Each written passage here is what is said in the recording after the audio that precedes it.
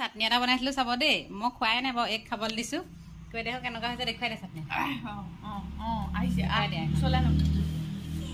এইটো চক একদম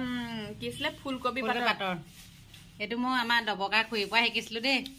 খুৰীয়ে চাটনিটো শিকালে বহুত বহুত ধন্যবাদ খুৰীয়ে যদি চাই আছে ভিডিঅ'টো আপুনি কমেণ্ট এটা কৰি ক'ব দেই মই শিকাইছিলো বুলি আমাৰ খুৰীয়ে ইমানে টেষ্টি হৈছে এভাগৰ এইটো চাব ৰেচিপিটো চাব বনাই খাব দে ফুলকবি সিজন হয় নাই ঘৰতে যেতিয়া ফুলকবি সিজন ফুলকবি পাতটো এবাৰ খালে কৈ দিয়া আকৌ